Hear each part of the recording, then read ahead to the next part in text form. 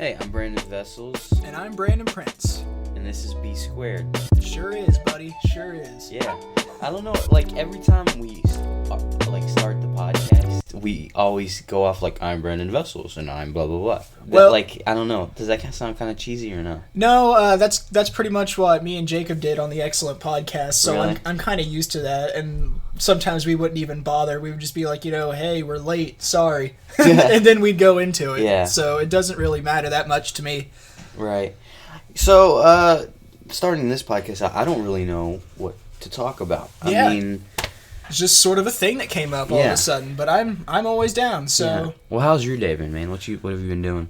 My day's been okay. I had my classes, psychology and TCOM, and they were alright for the most part. Psychology, we didn't do much, and then in TCOM, we're watching a documentary. What's it called? It's called Outfoxed. Oh, God. Is it about Fox News? Yep. No, see, that documentary was terrible. I remember watching that. By the way, this must be really boring just talking about our classes, because being a student is the most boring thing I feel like you could do. But for those of you who haven't watched it, Outfoxed is a documentary about how terrible Fox News is. It has Bernie Sanders in it before he was known for his socialism. Yeah. So, I mean, it's interesting. I thought after I watched it, I was like, that's exactly how I would expect Fox News to conduct themselves. I mean, obviously, it was a very biased documentary. They were trying to make the point that Fox was terrible, and I think they did for me. I can't remember any specifics from it, actually, but, I mean, I don't know. They say that they're fair and balanced, and apparently they're not. Is that what it is? Who directed that, by the way? Was it, like, Michael Moore? No, it wasn't Michael Moore. I can't think of it offhand, but what I've seen of it so far, I enjoy. But I feel like it's in dire need of an update. You think so? Because it came out back in 2007, and... correct me if I'm wrong, but I believe back at that time, that was before the other news networks went partisan as well. So nowadays, you've got Fox far on the right, CNN far on the left, and then you've got ABC and CBS kind of scrambling, trying to figure out what they're wanting to do. Yeah, MSNBC is like one of those where I can't tell if it's like left or right. Sometimes it's one way, sometimes the other. I mean, you're a fairly right-leaning person, I would say. I mean... Well, I mean, depending on how you want to take... Like, I took that test that places you... Because I consider myself to be pretty neutral, and I almost was in the dead center of the graph, just slightly over to the right. I mean, you think that... So, I guess if you want to consider that right-leaning, I guess you can. Well, take that for what it's worth. I honestly don't care. Yeah. I mean, just from conversation, I was just wondering, like, what is your opinion about... Like, do you rely on them for any news at all? No. I don't like any of the mainstream news networks, but I've never liked Fox News. I thought it was I always thought, even before I was, like, big into politics, I always thought it was noisy, cluttered, unorganized. The people didn't conduct themselves very professionally. Well, yeah, when I was growing up, I always thought they were just angry. Mm-hmm. Every time I watched Fox News, everyone seemed mad about something, so I never watched it. Funny story about Fox. When I was in middle school, I was in band with this one kid. His name was Will, I think was his name. And he was a big fan of Fox News. And at that point, I was just like, what do you like about them? He's like, I'll tell you about this, buddy. Sit down tonight, turn on the O'Reilly Factor, watch it all the way through, and come back and tell me what you thought. And I sat down and I tried to watch Bill O'Reilly for a solid however long he's on. I'm just like, this nutcase has a following? Wow. Although I guess you could say that nowadays, because that was middle school, but now you could say the same thing about CNN on the other side. Mm-hmm. Yeah, I mean, news is weird. And right now, I get all my news from, like, Snapchat. I know it's really dumb. Snapchat news. But, like, they have all these different... categories in there, and you can watch gossipy, like, celebrity stuff. I get my sports news, and it's video, so you get highlights of things, and you can watch, like, actual clips. It's like articles mixed in with video and pictures, and it's way more immersive for me. I like it better than just a guy in front of a camera, blah, blah, blah, talking, monotone. I mean, it sounds like this podcast, but, I don't think we're monotone. I don't know. I just, like... I think that type of stuff is super antiquated. It's really gotten old. No, when it comes to news, I don't like the mainstream TV stuff, and I don't like social media news either. To me, social media news has a tendency to spread a bunch of like the clickbaity stories, and 90% of the time they're skewed to the left. And what I do is, because I'm only on Facebook when it comes to social media. Do you follow like Breitbart news and stuff like that? No. Not at all? No, I don't. If I read one... That's sort of like conservative, right-leaning. If I read one of their articles, it's just because... Mostly, I like reading Breitbart for the comments. Because the comment section is hilarious. But, no, what I do is I get on Facebook, I check the news section for, like, the topic, and then I Google the topic, go to the news panel, siphon out the filter results, like, try to filter off the stuff that I know is hyper-partisan, either to the right or left, and try to find the middle ground stuff and read that. That or I'll just YouTube it, see if one of the channels I follow talks about it. Right. But I never read. See, that just seems like a lot of work, man. I like Snap. Like, seriously, I'm on it right now. Literally, you have every single thing. I have IGN, Comedy Central, Vice News, We the People. I don't know what And We see, the sadly, People is. Vice is becoming partisan as well. Well, they've always been sort of like... I felt They're becoming very even liberal. more left-leaning. But it's like, I like all this stuff because there's little games, there's jokes. I mean, look at this. You can watch clips from Comedy Central if you want. I don't know. I don't like doing all that work. I know that sounds bad and ignorant of me, but See, I don't know. I'm tired of, after this last election cycle, I'm tired of, like, worrying about what's going on. See, I've taken classes in high school about media criticism and how to point out bias and skews in modern news. And ever since I got in those classes, I know what to look for, and it just, makes me even more pissed off about the modern day news cycle. And that's why I don't trust it, and that's why I have to go and search out for the third-party stuff, because you can't get a single thing in the mainstream that's not partisan. And, like, part of me, like, I'm really thankful that I took those classes so I know I'm not getting fed only part of a story. I know to go out and hunt for the whole thing. And yeah, it does get tiring after a while to have to read 5 or 6 different sources to get the whole picture. But once you're done, I guess, I wouldn't say it makes you feel good, but it makes you feel, like, more informed than you would if you just stick to one. Well, I mean, it's a bad thing because, I'm just assuming here, but before this, like, time of being able to put out any sort of information you want, you had to rely on the news sources. And with those, like, they always presented the facts. Like, there wasn't any alternate facts, Facts. It was always the same. Like, if you went to CBS, NBC, Fox, whatever. I mean, Fox didn't exist way back then, I don't think. But you know what I mean? If you went to the big 3 networks, say in, like, the 50s, they all had the same story verbatim. Because it wasn't then a they'd give their competition. opinions on it. Like, exactly. So... And nowadays they're competing with, like, internet and social media, they're so they're trying to just get out trying first, to make it more and more. They're like, oh, hey, you've got to watch this. We've got the juicier and juicier subjects, and by that, I mean we're manipulating the public to get views. I blame the Kardashians. Everything comes down to the Kardashians. It does. They've been around for millennia. Like, you don't think so, but I think that, like, this has been their plan the entire time, is to infiltrate the internet and the media we absorb to eventually just assimilate us into their Count me out of that. mainframe database of just butt pics and Sex and beauty tapes. blending. Count me out of that, man. I don't want to be a part of the Kardashian society. We're already in it, man. Like, literally, there was a story on Snapchat, because I'm always on Snapchat, and they did celebrity impressions. And I'm expecting to click on this link and see people do impressions of, like, Christopher Walken, or, what else? Ben Affleck. Robin Williams. Yeah, Robin Williams. I'm trying to see, like, actual celebrity. But literally, 2/3 of it was people just mimicking the Kardashians very poorly, by the way. Because, I mean, all they really have to do to sound similar is just kind of do the weird, crackly thing. I was like going to go that. with a dumb Valley Girl accent. I don't know. They've kind of changed that. Like, now that sort of idea of, like, a dumb Californian is the Kardashian. It's not Valley Girl. It's like it's women from Calabasas. That's what that stereotype is now. I mean, but they've infiltrated everything. Like, you can't watch any sort of news, at least on the internet, that doesn't include the Kardashians in some way. It's because everyone's just obsessed with celebrities.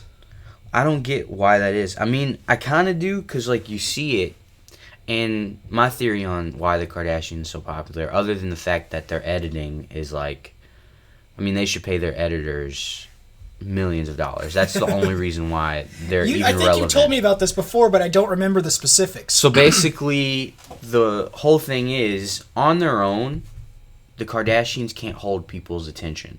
I mean, my proof of that is almost every single one of them in that family has tried to have or hosted a talk show, and they all failed miserably. Khloe, the big one, she did.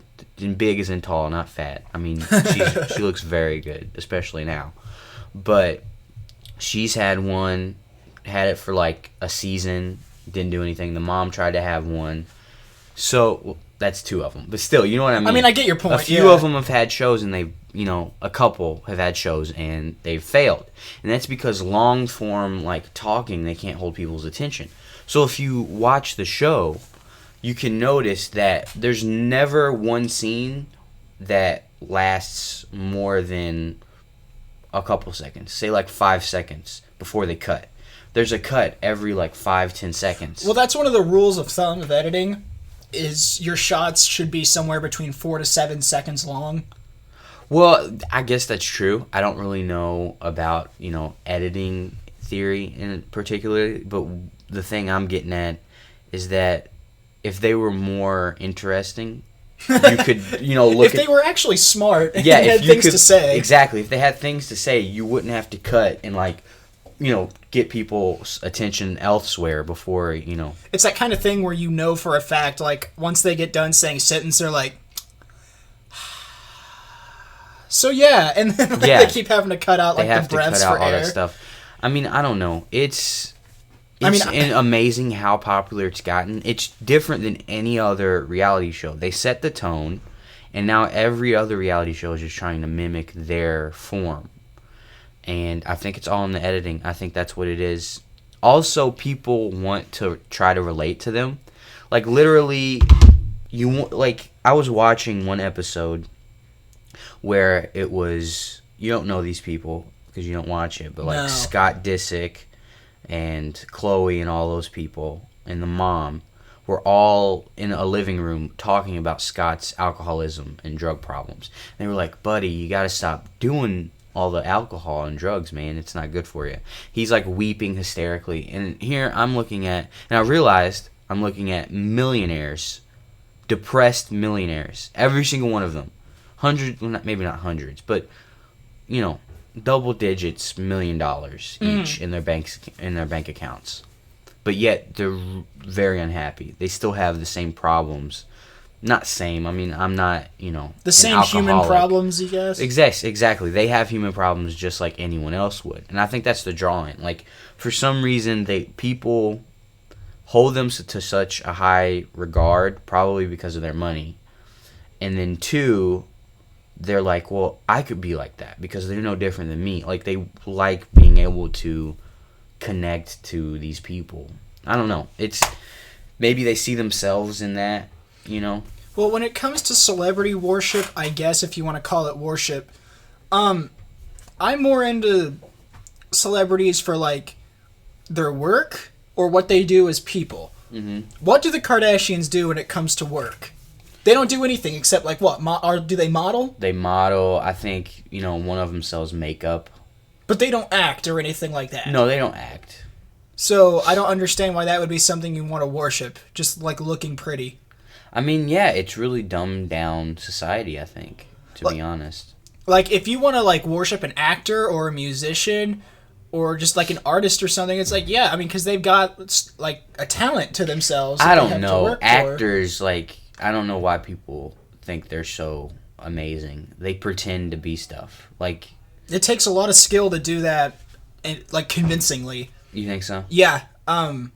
Because, well, I like actors. I like trying to act if I can. I mean, I get that it's hard to do. Of course it's hard to do. But, you know how some of them will be on those award shows like the Oscars, and they're like, these stories are so important. It like they act like it's just the most important job you can have is to be an actor. That's the way they act. They act, you know. Well, I guess the reason why they say it is because people see themselves in the movies they watch, I guess.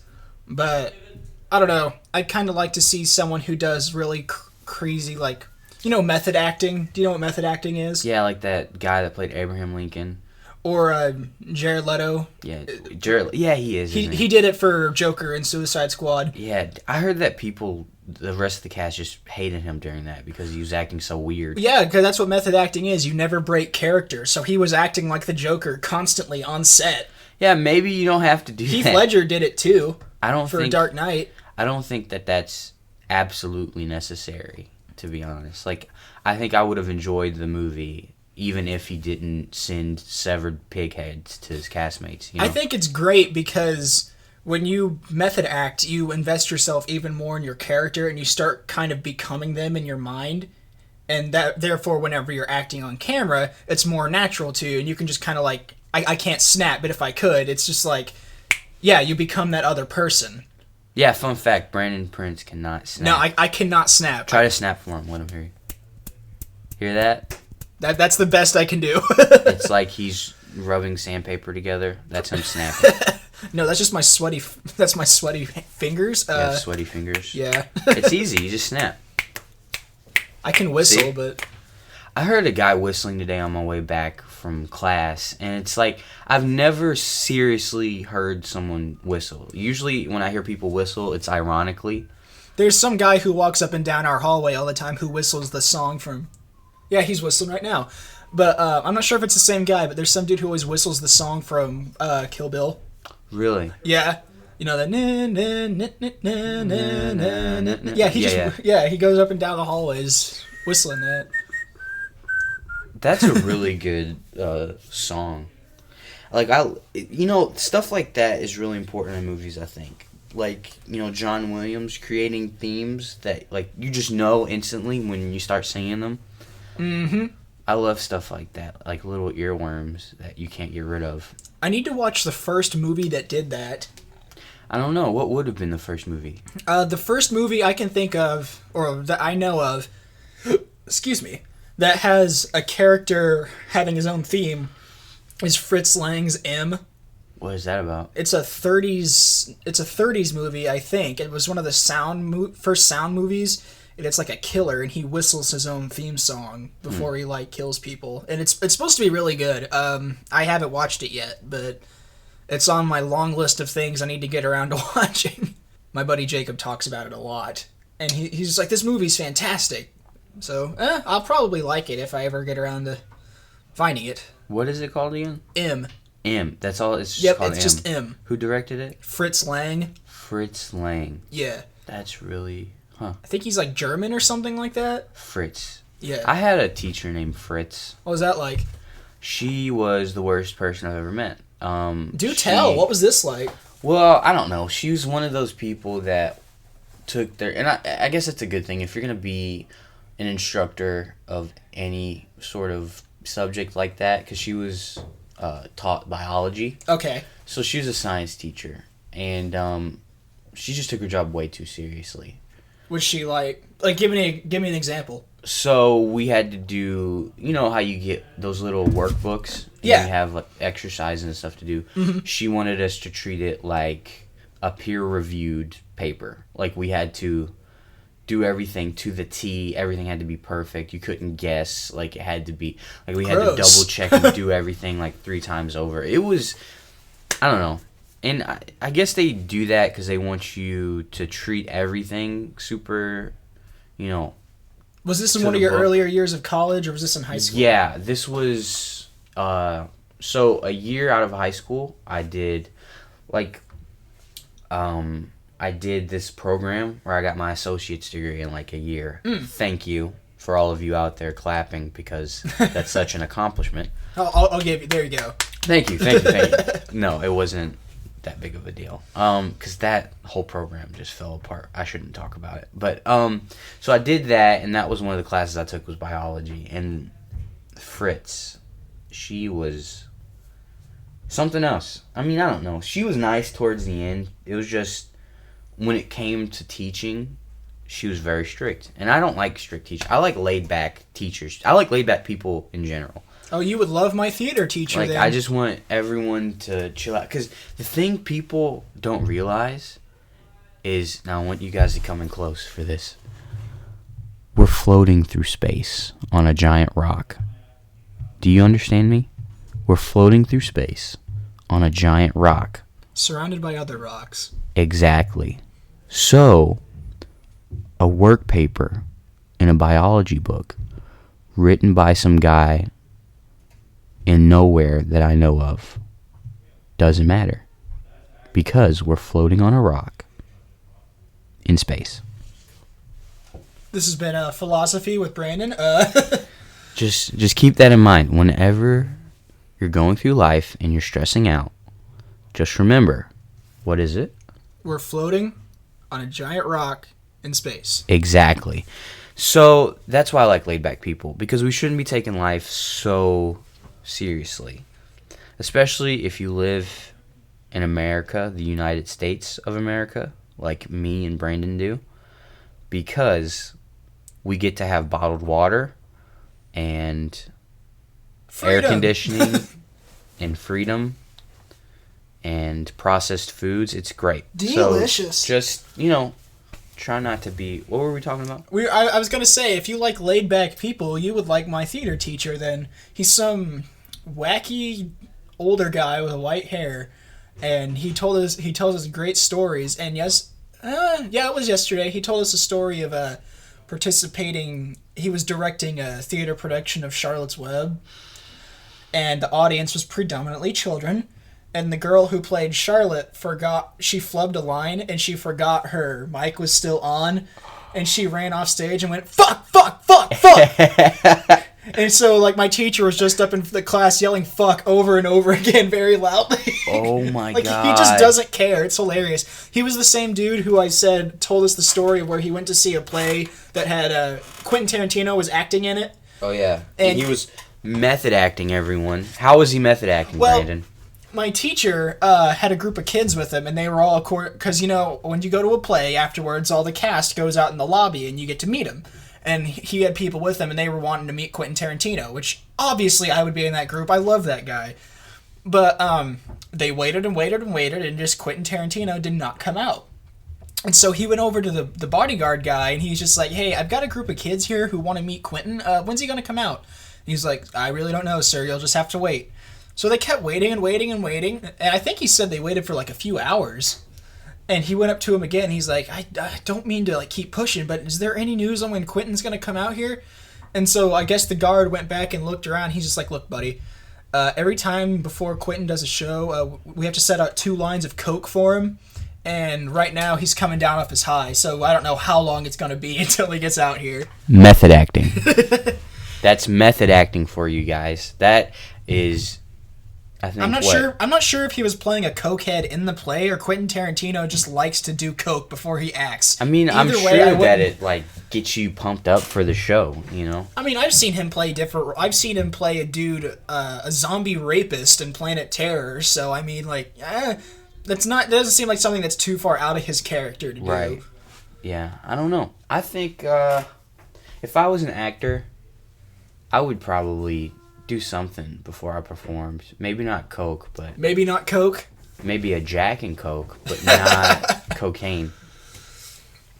If I was an actor, I would method act. So, okay, now, Brandon is not a fan of the marijuana. Oh my God. Hypothetical here. You're a method actor, and you're playing the role of a lifetime. You are playing Snoop Dogg in a movie. Do you see how pasty white I am? How can I play Snoop Dogg? Well, it's method acting. You have to figure it out. Do I have to wear blackface for this role? I don't think so. It's one of these avant-garde, fan films. Okay. You're doing it because you're a method actor, you love the arts, and you're just trying to support someone's project. But okay, so you're in this avant-garde biopic of Snoop Dogg's life. Okay. And again, method actor, and you're gonna be in a scene where he smokes weed for the very first time. Okay. Do you prepare for that scene by smoking said chronic, or Do I prepare for the scene? by smoking? Yeah. No. Would you smoke? No. And here's why. You're not a method actor, sir. No, that was I shouldn't have shaken the. He's not a method Here's actor. why. Here's why. You said it's the scene where he does it for the first time? Yeah. Think about it. If you're doing it for the first time yourself on camera, the reaction will be genuine. Yeah. So why would you prepare for it? Okay, but that's what I meant. Are you gonna smoke? In the scene? Yeah. Will you smoke Yes, in the scene. in the scene? Yes. If the scene calls for it, or like, here's how I would hypothetically do it, and that's, I'm hoping to God it'd be one of those movies that's filmed in sequence. So, you film the first scene where he does it the first time. Whoever, I guess me in the situation, if I'm playing Snoop Dogg in this hypothetical scenario, I would also do it for the first time in that scene to get a genuine reaction. And then after that, I guess maybe every now and then to, I guess get the mannerisms down, I guess. I've only seen Snoop Dogg high on a few videos, so I don't really know. Well, let me tell you. But I think Snoop Dogg is high all the time. So you would just have to study. That's not that far off. But, no, like, I think a method actor like that, if you wanted to, I don't advise doing drugs for your role, even if your role calls for a character like who does drugs. But I mean, it's a hell of a way to get into character. Okay, so you're playing not Abraham Lincoln. You're playing George Washington in another avant-garde, fan film biopic. All right. Do you get wooden dentures? I would get, what are those things called? They have, I'll just probably get one of those molds you can put over your actual teeth to simulate it. Will you also not brush your teeth for about a month beforehand, just to, get the feel of it? I'm really far out from the Yeah, mic I could manage that. You think so? Mm-hmm. You could do that? Mm-hmm. Okay, here's another scenario for you. Another hypothetical. Okay. You're a method actor, all right? Okay. Say it calls for you to have a love scene with another man. Oh my God. Would you do it for the scene? Would you do it? Well, most of the time in movies... Or does it depend how much they're paying you? Most of the time in movies, if there's a love scene, it's simulated. No, this is full penetration. You can't do that in an actual mainstream movie. Then it's classified No, as porn. No, it's on HBO. It's on HBO. So you still can't do that. Yeah, I think you can. No, if you show full penetration, it has to be a porn. Okay, so it's an avant-garde porn / biopic of George Washington.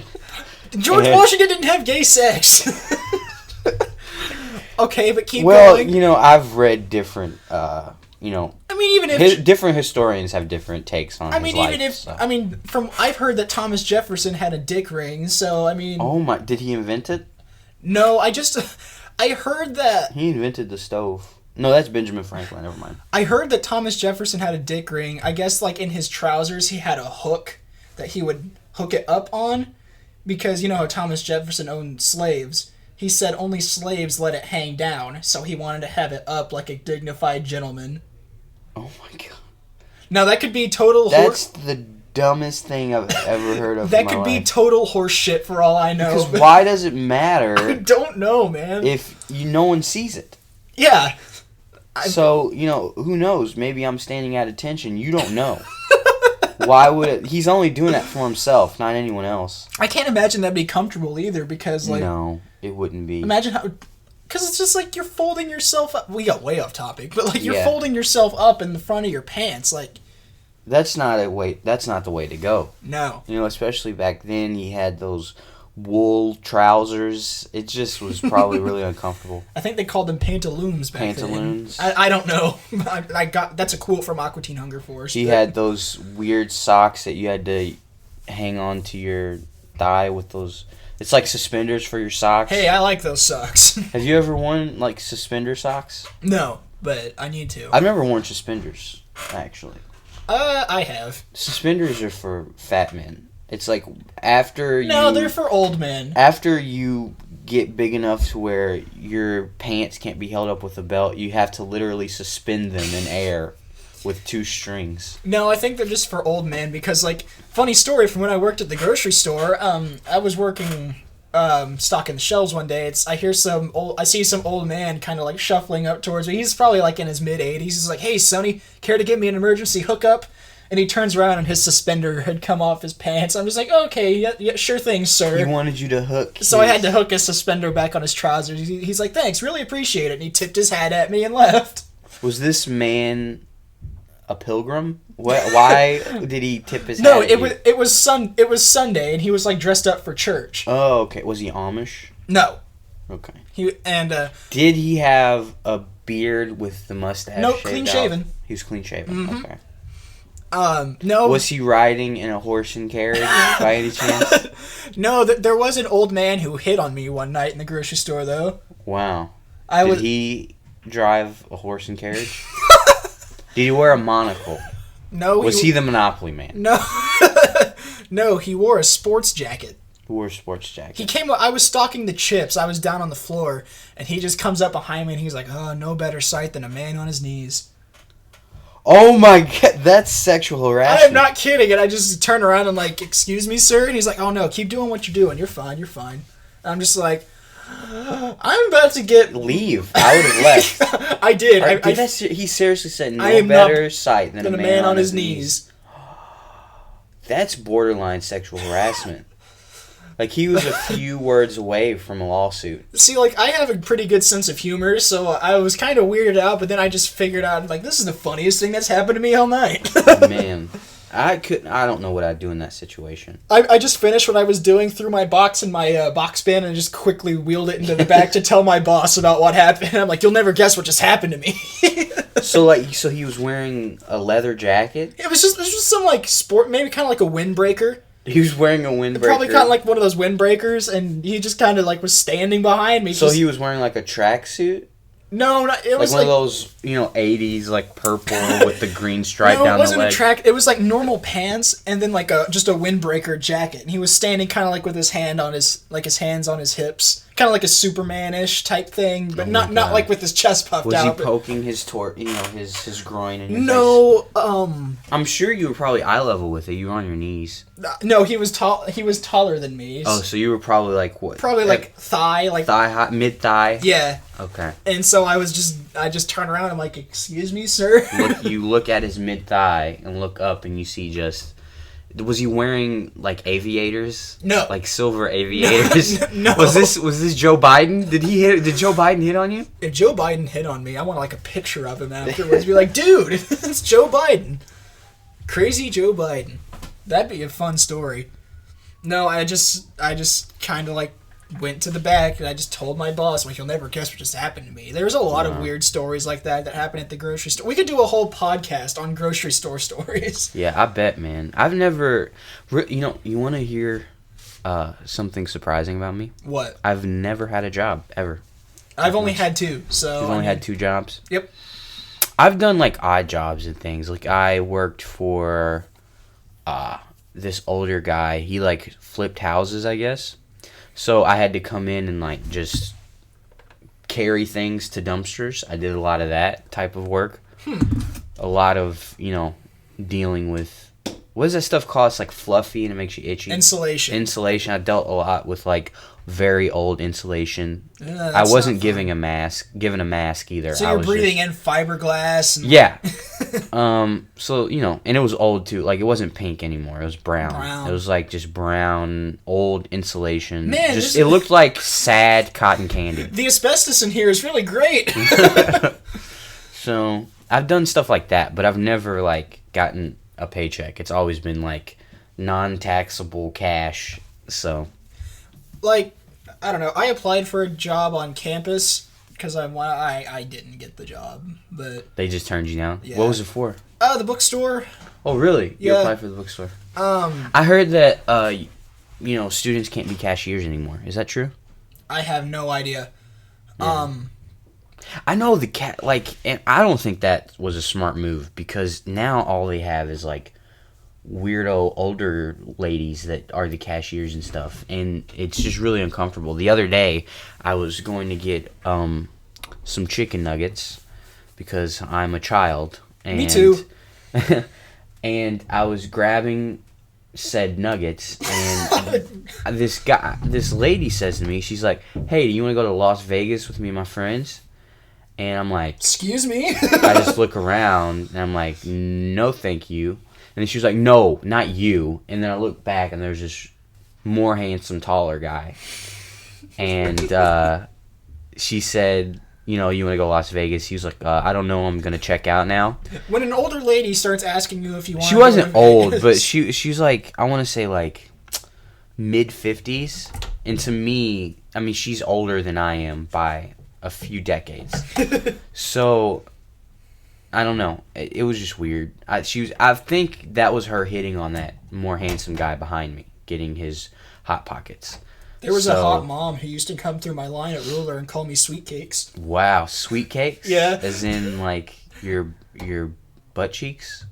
I don't know. I don't know if she was looking at my butt or not, but it was the same mom, and she'd go through my line and call me sweet cakes. I'm just like, hey, I'm alright with this. And then nothing. You ever doing it? You get her number? Or... No. Yes, I got the number of the hot mom who went. What do you think? No, Why I didn't. not? You didn't get her number? Why No. not? You know my problems. Were you afraid? Were you like just afraid to? Let's see. Was she married? Maybe was that what it was? I don't know. It's been so long. I was like, say I was 18. How old were her kids? Was it Octomom? No, there's like one or two kids there. They were probably like 7. What'd she look like? About up to my nose height. Kind of darker hair. Why are you asking me this? I don't know. I'm just, really honestly, I'm just trying to figure out if it was my mom.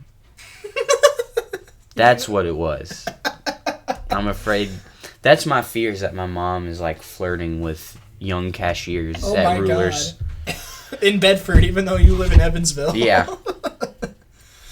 No, that was I had a few regulars. There was that mom. There was this one dude who would come in all the time and buy beer, and he'd always thought it was funny because I couldn't ring up alcohol. I could ring up cigarettes, but not alcohol. So I'd always have to like get on the intercom system and get someone up there. Why is that? Like, I mean, it's not like you're drinking it. You could, swipe it over the thing. I know, it's so stupid, but I used to have to get on the intercom and get people up there to ring it up, and he used to think it was super funny. So it got to the point where like he would go in there so much, he'd come in at nights right before we closed. I'd just be kind of leaning up on the cashier, wasting time, and he'd just walk in and do the little phone thing next to his ear, and he's just like, I'm like, all right, I got someone coming on the way. I got him. He was one of my regulars. There was another like older man, gray hair, who I swear was a long lost member of my family. Every time he'd come in, he would buy a loaf of bread, a pack of bologna, some Big Red, and then 2 packs of Marlboro Lights. And I'm just like, are you relation? Like, yeah. Am I related to you? That sounds like my dad's exact diet. Like that's all he, yeah. Bread, bologna. Down to the type of cigarette. Marlboro Lights. Yeah. Well, my dad likes menthol. Yeah. I don't see how that makes it better. Like, if you can't handle just straight up tobacco, why get the minty flavor? I want to meet one of those people who are like really pretentious about what they smoke. Not just cigarettes, but pot. I want to meet one of those people who's like, ew, I don't smoke pot, I smoke grass. What are you talking about? It's the same fucking thing. You're just using a different word. Well, I mean, some people like different strains. It's like I like an indica more than a sativa, which I don't really know what the difference is. I think one gives you more of a cerebral high, the other is like more a body high. But, I don't know, man. I mean, we know. live in Evansville, so either way it doesn't matter. I feel like regardless, you're just getting what you get. It's not like you're walk into a dispensary around here and those it's like, hey, who smoke the devil's lettuce. I just love anytime in my Facebook feed. I'm going to start doing this too. If I have friends in my Facebook feed who start posting about smoking weed, I'm just going to start posting that picture of Ned Flanders outside the window with that sign that says Christ is watching. I'm just going to start putting that on people. Christ is watching. Yeah, put that on people's statuses or something if they ever just talk about smoking weed.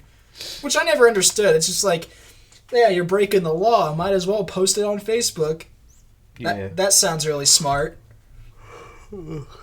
Well, that was a successful podcast. That was 40 minutes of free balling. Yeah, and that was 20 minutes more than the last one, so I think we're getting better at this. Sweet. I think next podcast we're going to be doing commentary on a movie. I think that's the plan. So, yeah, tune in next time. For the hopefully more structured episode. Hopefully, but probably not. No guarantees. Because I like doing this when I'm bored, and I think you do too. Oh, yeah. So, anyway, so that was it. This is B Squared, and thanks for being here.